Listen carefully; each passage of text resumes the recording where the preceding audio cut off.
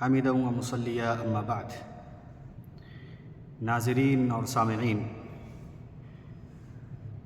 آج صبح ایک خبر موصول ہوئی کہ جناب سلمان ندوی صاحب کا انتقال ہو گیا ہے۔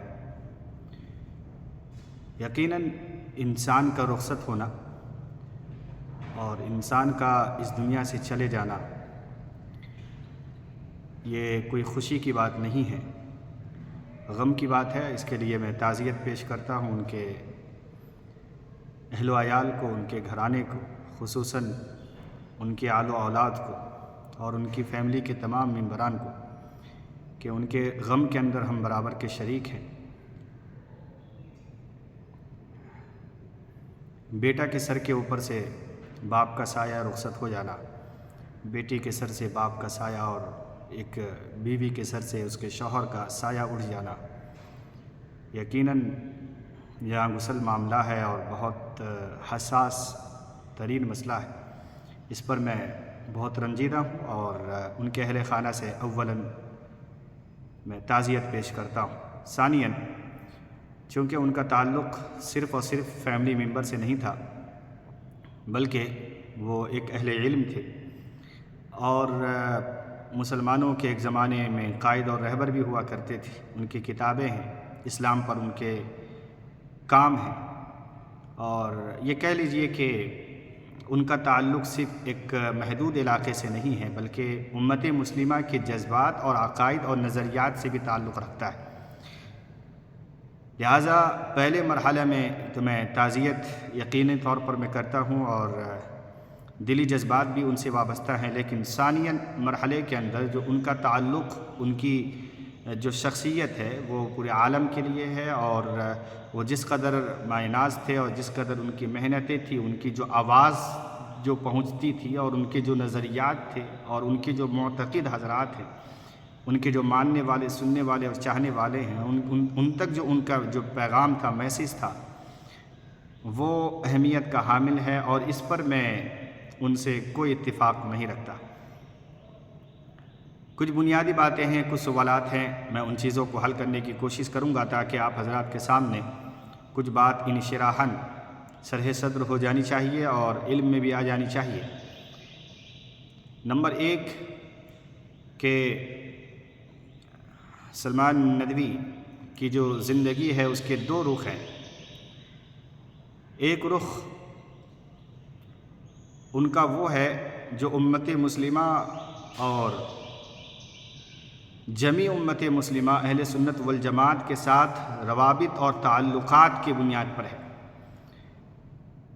اور دوسرے ان کی زندگی کا جو پہلو ہے وہ ہے کہ شیعہ حضرات سے ان کی دل جمعی اور قلبی تعلق، صحابہ کرام کی نفرت، اہل بیت کی محبت میں تمام صحابہ کرام کو کوسنا اور ان کے خلاف بغاوت کرنا اور ان کے ایمان کے اوپر حملہ کرنا، یہ ان کی دوسری زندگی کا پہلو ہے۔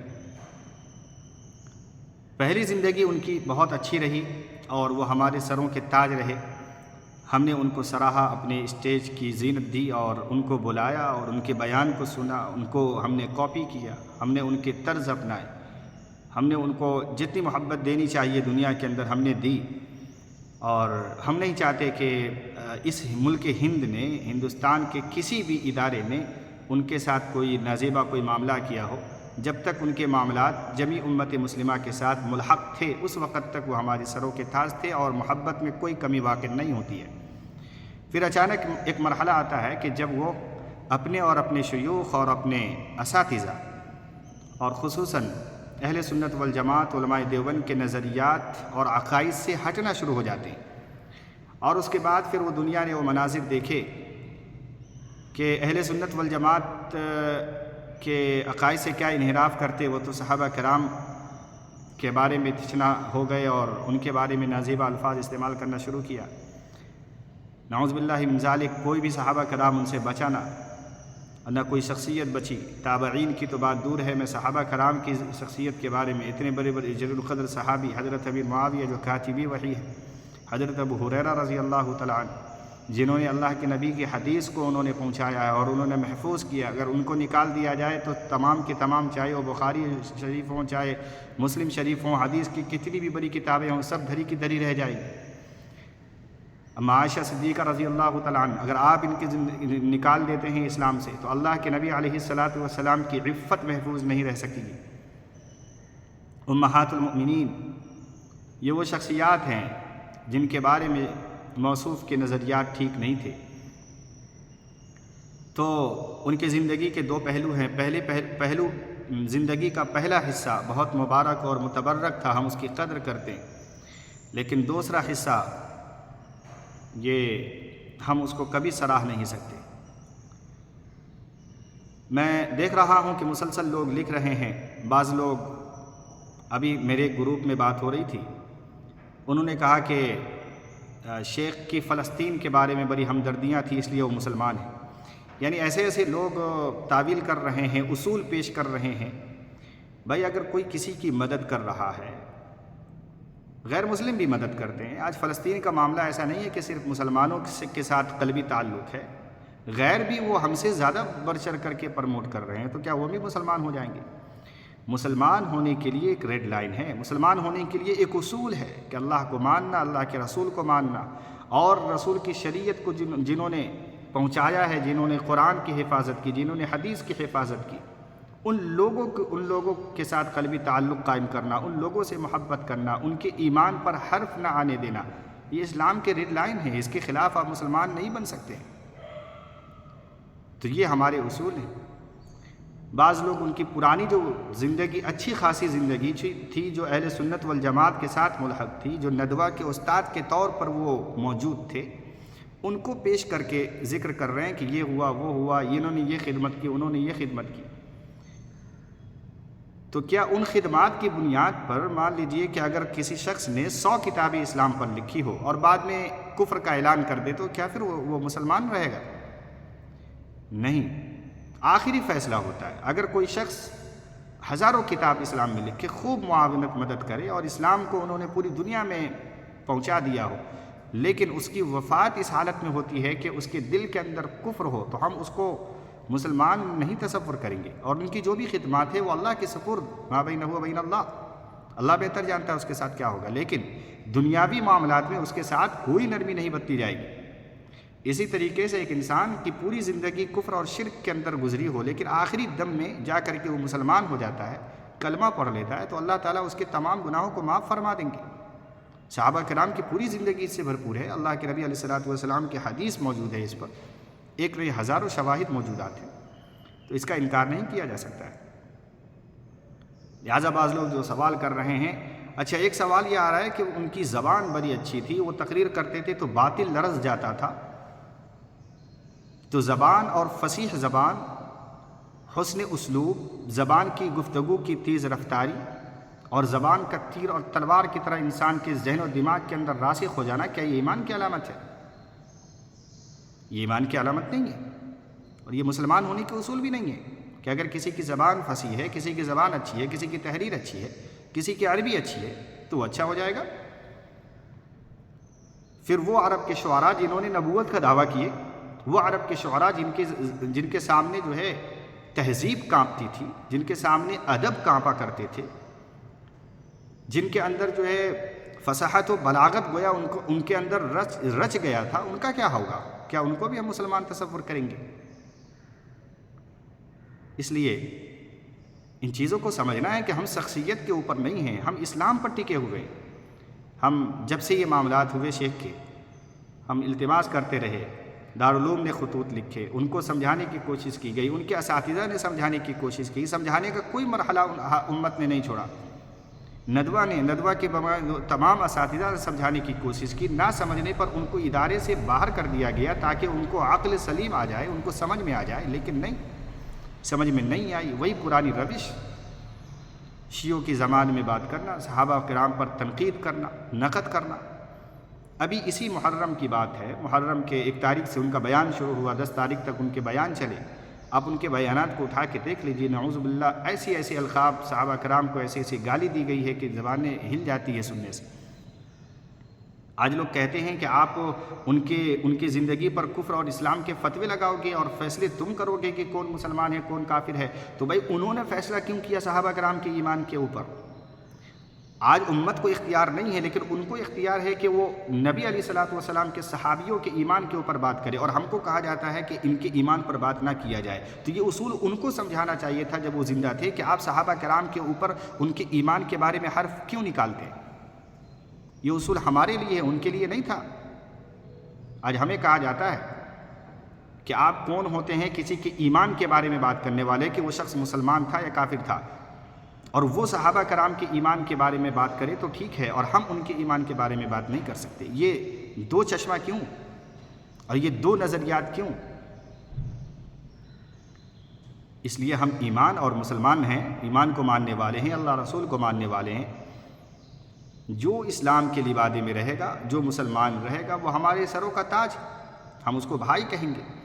لیکن جو اپنے لائن کو چھوڑ دے، صحابہ کرام پہ تنقید کرنے لگے، نبیوں کو نہ مانے اور کھلم کھلا اظہار کرے، پھر اس کا مسلمانوں سے کوئی تعلق نہیں، اور ہمارے دل کے اندر کوئی نرمی نہیں.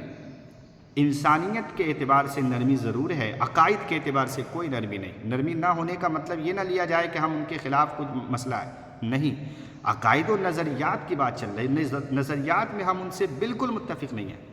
ہاں انسان تھے، اور انسان کی رخصت، انسان کا چلا جانا یقینی بات ہے کہ ہم سب اس کے اندر شریک ہیں، غم کے اندر، دکھ کے اندر ہم بھی ملوث ہیں. لیکن نظریات سے اتفاق نہیں کیا جا سکتا ہے، چونکہ ان کی زندگی صرف ایسا نہیں ہے کہ ایک عام زندگی ہو، ایک عام انسانوں کی زندگی ہے. ان کے نظریات ہیں جو لوگوں نے قبول کیے. اب وہ عالمی شخصیت تھی وہ، لہٰذا ان کے بارے میں ہم بات کریں گے، ہم کو اختیار دیا گیا. اگر وہ اس فیلڈ میں نہ ہوتے تو ہمیں بھی ضرورت نہ تھی کہ ہم ان چیزوں کو نکالتے اور ان کے انتقال کے دن اس چیزوں کو نشر کرتے. لیکن چونکہ ان کی زندگی اس سلسلے میں گزری ہے، اور وہ صرف محدود علاقے تک نہیں تھے، محدود گھر تک نہیں تھے، وہ عام انسان نہیں تھے، بلکہ امت کے نظریات سے کھلواڑ کرتے تھے، امت کے عقائد سے کھلواڑ کرتے تھے. صحابہ کرام ہر محرم کے اندر شیعوں کی ترجمانی، ہر محرم کے اندر حضرت امیر معاویہ کے خلاف بدزبانی، ام عائشہ صدیقہ رضی اللہ تعالیٰ عنہ کے خلاف بدزبانی، اور شہادت حسین اور اہل بیت کو لے کر کے تمام صحابہ پر نقد، تمام صحابہ پر جرح. آخر حضرت امیر معاویہ رضی اللہ تعالیٰ عنہ کو خلیفہ بنانے والے بھی تو حسنین کریمین تھے. جب انہوں نے بیعت کر لی تو آپ کو بیعت کرنی چاہیے تھی. انہوں نے مسئلہ حل کر دیا. آج آپ مطلب ان چیزوں کو اٹھا کر کے آپ کا مقصد کیا ہے سوائے شیعوں کو خوش کرنے کے؟ کوئی مطلب نہیں. جس مسئلے کو حضرت حسن نے طے کر دیا، حل کر دیا، امت کے درمیان میں محبت، اتفاق کرا دیا، اس مسئلے کو آج 1400 سال بعد نکالنا اور گڑے مردے اکھاڑ کر کے اس کے درمیان یہ کہنا کہ یہ صحیح، یہ صحیح، یہ صحیح، یہ غلط، یہ کہاں کی عقل مندی تھی؟ ایسا کیوں کیا انہوں نے؟ اس کا جواب کون دے گا؟ تو ہمیں یہ نہ کہا جائے کہ آپ کون ہوتے ہیں کسی کے ایمان اور اسلام کے اوپر فتویٰ لگانے والے.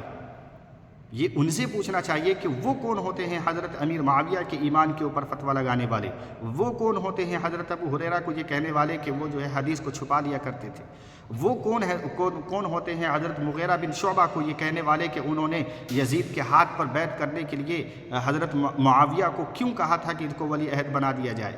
وہ کون ہوتے ہیں یہ بات کہنے والے کہ مسلم محمد بن علی جو الحنفیہ کے نام سے مشہور ہیں، انہوں نے یزید کے ہاتھ پر آخر دم تک بیعت کیوں کی؟ یہ کون ہوتے ہیں صحابی کو بولنے والے؟ یزید کے ہاتھ پر تنہا ایک دو صحابی نے بیعت نہیں کیا تھا، 225 صحابہ کرام نے بیعت کیا تھا، 225 صحابہ کرام. اور حضرت امیر معاویہ رضی اللہ تعالیٰ عنہ کے ہاتھ پر تو جمی تمام کبار صغار تمام صحابہ موجود تھے، انہوں نے بیعت کیا. خود حضرت حسن اور حضرت حسین نے بیعت کیا. تو انہوں نے کیوں اس مسئلے کو اٹھایا اور پوری زندگی وہ اٹھائے رہے، امت کے اندر انتشار پھیلایا اور چلے گئے. ایک نظریہ دے کر کے چلے گئے کہ صحابہ کرام پہ سب و ستم کیا جائے گا، ایک راہ ہموار کر کے چلے گئے. تو کیا کسی کی چرب بیانی، زبان دانی اور اس کی فصاحت و بلاغت اس بات کی عماق اور امازی کرتی ہے کہ ہم اس کو مسلمان تصور کر لیں؟ یا کسی کے بارے میں اپنے گھر کی تو کوئی خبر نہیں، آپ کے گھر میں موب لیکچنگ ہوتی ہے، آپ کے گھر میں مسلمان ستائے جا رہے ہیں، آپ کے گھر میں پورے معاملات گڑبڑ ہیں، مسلمان دہشت کے اندر مبتلا ہیں، باہر نکلنا پسند نہیں کرتے، اکیلا سفر نہیں کر سکتے، یہ ماحول بن چکا ہے، اور آپ کو ایران توران کی پڑی ہے، وہاں کیا چل رہا ہے، عرب ممالک میں کیا ہو رہا ہے، کیا نہیں ہو رہا ہے، یعنی عجیب معمہ بنا ہوا تھا۔ آپ کے گھر کے اندر کیا معاملات ہیں ان کو آپ نہیں طے کریں گے، آپ اصول نہیں بیان کریں گے، آپ محنت نہیں کریں گے، اور آپ ایک بند کمرے میں بیٹھ کر کے صحابی رسول حضرت امیر معاویہ رضی اللہ تعالیٰ عنہ کے اوپر حرف کریں گے اور ان کے اوپر نقد کریں گے، جرح کریں گے، ان کے ایمان کو جو ہے مجروح قرار دیں گے، یہ ٹھیک ہے؟ اور آپ کے گھر کی کوئی خبر نہیں۔ تو یہ وہ ساری برائیاں تھیں اور یہ وہ ساری چیزیں تھیں جن کو امت کے سامنے لانا ضروری، اور ہم لائیں گے۔ ہمارے اوپر ضروری ہے کہ ہم ان چیزوں کو کھولیں، واضح کریں، کیونکہ ان عقائد کو پروموٹ نہیں کیا جانا چاہیے اور نہیں کیا جا سکے گا، نہیں کرنے دیا جا سکے گا۔ انہی باتوں پر مجھے اجازت دیجیے۔ السلام علیکم ورحمۃ اللہ وبرکاتہ۔